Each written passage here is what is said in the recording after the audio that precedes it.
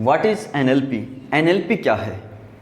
आज हम देखेंगे कि हमारे माइंड के अंदर, हमारी जो मस्तिष्क होता है उसके अंदर जो न्यूरॉन्स पाए जाते हैं, एन मतलब neurons, L linguistic, P programming, जो हमारे दिमाग के अंदर 86 बिलियन न्यूरॉन्स पाए जाते हैं।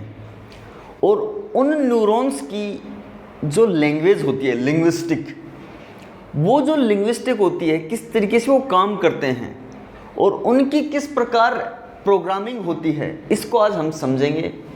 और इसको समझने के बाद हमें पता चल जाएगा कि कोई भी जो एक्टिविटी हो रही है, हमारे माइंड के अंदर कोई विचार आता है, वो मेमोरी के रूप में कब कन्वर्ट होता है।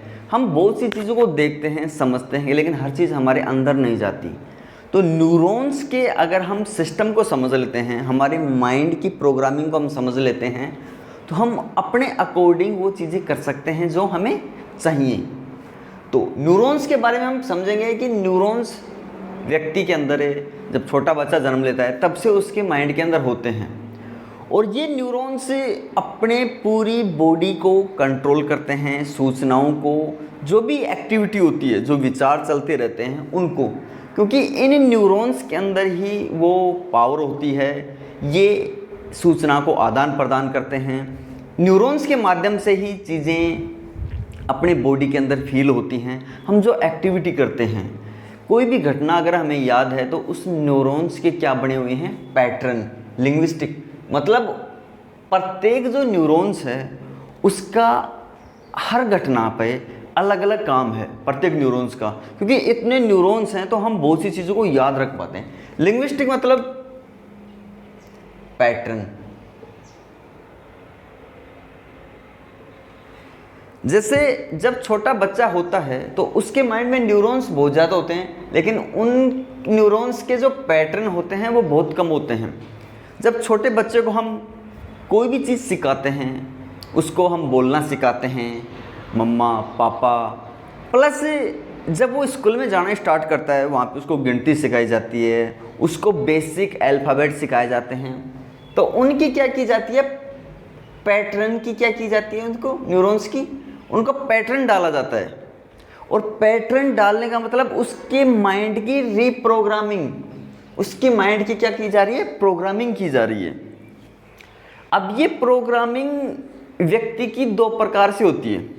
एक तो होती है कि कॉन्शियसली, हम किसी चीज़ को कॉन्शियसली जानबूझकर कर रहे हैं, तो वो तो हो गया कॉन्शियस। क्योंकि ये जो चीज़ें होती हैं दो प्रकार से होती है, कॉन्शियस, CONSCIOUS, जानबूझकर, या इसको हम सचेत भी बोलते हैं, चेतन अवस्था में। और दूसरा होता है अनकॉन्शियस,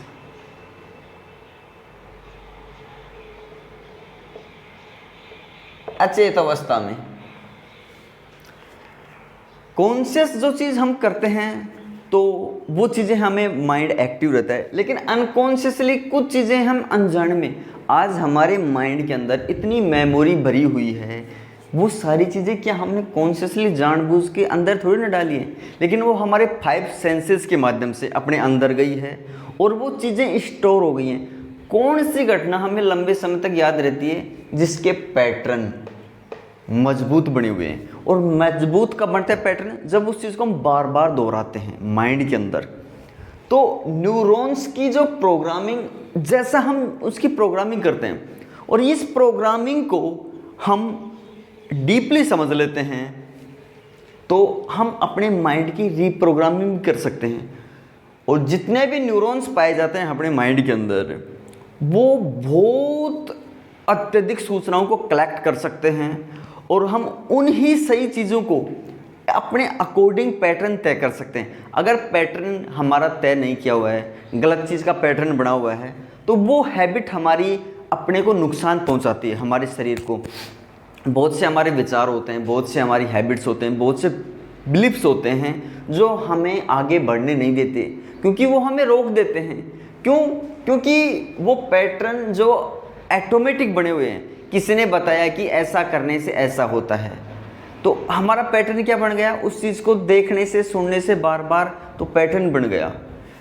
कई बार क्या होते हैं कि जो व्यक्ति ज़्यादा पढ़ेगा, ज़्यादा अच्छी डिग्री लेगा, वो अच्छे पैसे कमाएगा, ये पैटर्न बना हुआ है। अब ये पैटर्न बना हुआ है, लेकिन बहुत से लोग ऐसे हैं जिनके पास एजुकेशन कम है, लेकिन वो क्या करते हैं, अधिक पैसे कमाते हैं। तो पैटर्न जो बनते हैं वो हमारे बिलीफ में कन्वर्ट हो जाते हैं, और बिलीफ में कन्वर्ट होने का मतलब उनको हम मानते हैं, वही हमारी क्या है, प्रोग्रामिंग।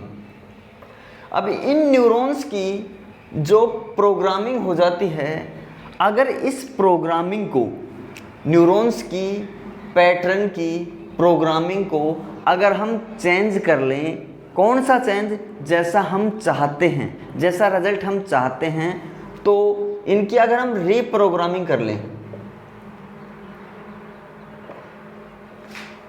न्यूरॉन्स की पैटर्न की क्या कर लें, हमें रीप्रोग्रामिंग कर लें, तो हमें वो आउटकम्स, वो रिजल्ट मिलेंगे जो हमें चाहिए। और एक बार अगर हमने इनकी अच्छी सी, क्योंकि हमारे माइंड में जितनी भी चीज़ें याद हैं उनके पैटर्न बने हुए हैं, कुछ कॉन्शियसली बने हैं, कुछ अनकॉन्शियसली। और व्यक्ति चाहता है, कई बार क्या होती है, व्यक्ति की उम्र निकल जाती है 40-50, उसके बाद में उसके ऐसे पैटर्न बिलीव बने हुए हैं कि मैं इसके बाद में, मेरे अंदर ऊर्जा नहीं रहेगी, बुढ़ापा आ गया है, मैं वो कुछ नहीं कर सकता, क्योंकि वो पैटर्न बने हुए। अगर पैटर्न उन्होंने तोड़ लिए कि मुझे तो नया करना है, इस उम्र के अंदर आके भी मेरे को मतलब एक्टिव रहना है, बॉडी को अच्छा रखना है, मेरे को लाइफ को और इंजॉयफुल जीना है, तो जो पुराने बिलीफ हैं उनके आधार पर उस न्यूरॉन्स के जो पुराने पैटर्न हैं, ओल्ड पैटर्न हैं, उनके स्थान पर उसको न्यू पैटर्न क्रिएट करने पड़ेंगे, मतलब न्यू रीप्रोग्रामिंग करनी पड़ेगी। अगर ये कर ली तो उसके पूरे जो न्यूरॉन्स हैं और बॉडी के अंदर लगभग 60 ट्रिलियन जो सेल्स हैं वो उसी तरीके से काम करेंगे। आपको एक नई ऊर्जा मिलेगी, नए जो माइंड के अंदर हार्मोन्स हैं वो रिलीज होंगे। अब जो हार्मोन्स रिलीज होंगे वो उस तरीके से अपनी बॉडी को क्या करेंगे, हील करेंगे, फील कराएंगे, और हमारे अंदर एक अलग ऊर्जा मिलेगी। क्योंकि ये जो NLP जो साइंस है, ये 1970 में इसका इजाद हुआ जॉन ग्रिंडर और ब्रेंडलर के द्वारा, और आज इसको पूरे वर्ल्ड के अंदर जो जितने भी बड़े बड़े लोग हैं, जो पैसे वाले हैं, जो अपने फील्ड के बादशाह हैं, इन्फ्लुएंसर हैं, वो लोगों को हिप्नोसिस करते हैं, वो इस NLP के माध्यम से करते हैं। और NLP को अगर आपने सीख लिया और इसके पैटर्न को बनाना सीख लिया, पैटर्न को रीप्रोग्रामिंग करना सीख लिया, तो आप वो अपने पुराने जो बॉडी का स्ट्रक्चर है, अपनी थॉट प्रोसेसिंग है, किस तरीके से आप दूसरों पे इम्पैक्ट डालते हो अपने फील्ड के अंदर, किसी भी फील्ड के अंदर आप काम करते हो, तो इस पैटर्न के माध्यम से उनको चेंज करके, रीप्रोग्रामिंग करके अपने माइंड की, सबकॉन्शियस माइंड की, तो हम बहुत कुछ अलग कर सकते हैं। क्योंकि लोगों का मानना है, वैज्ञानिकों को मानना है कि हम माइंड का केवल 5 से 6% यूज़ कर पाते हैं, क्योंकि इतने ही न्यूरॉन्स को हम यूज़ कर पाते हैं, अपने माइंड का 5 से 6% हिस्सा। बाकी न्यूरॉन्स को हम एक्टिव नहीं कर पाते हैं, क्योंकि हम ये मान लेते हैं कि सिर्फ ये इतना ही है। और अगर हमने इस पे काम किया, NLP पे अच्छे से, तो हम चीज़ों को डीपली बदल सकते हैं, समझ सकते हैं, और चाहे जैसा रिजल्ट है। आज से 100 साल पहले जो टेक्नोलॉजी नहीं थी और वो आज है, ये क्या है, ये भी NLP का ही रूप है। क्योंकि लोगों ने अपने बिलीफ तोड़े, पुराने बिलीफ तोड़े, अपने पैटर्न बदले, नए पैटर्न पे काम किया, आज वो ऐसा रिजल्ट ला रहे हैं जो अलग तरीके से। और आने वाले समय में ये साइंस इतनी फास्ट गति से बढ़ रही है कि अगर छोटे व्यक्ति को ये चीज़ सिखाई जाती है तो उसके माइंड में वो ही चीज़ें डलेंगी, और इस NLP के माध्यम से व्यक्ति ऐसी लाइलाज बीमारी को कुछ ही समय के अंदर बिना मेडिसिन लिए भी ठीक कर सकता है। क्योंकि इंटरनल जो केमिकल रिलीज होता है वो हमारे बिलीफ से होता है, और हमारी जो बॉडी का स्ट्रक्चर वो ऊपर वाले ने इस तरीके से बनाया है कि वो बीमारियां पैदा ही करता है और खुद समाप्त भी कर लेता है। लेकिन वो टेक्निक हमें NLP के माध्यम से सीखने को मिलती है, न्यूरो लिंग्विस्टिक प्रोग्रामिंग, अर्थात हमारे जो न्यूरॉन्स हैं उनके जो पैटर्न हैं, उनकी जो भाषा है, उसको किस तरीके से हम ठीक कर लें। तो साथियों, इस वीडियो को हम समझें, देखें, और ये वीडियो अगर आपको अच्छा लगा हो तो चैनल को लाइक करें, सब्सक्राइब करें। थैंक यू साथियों।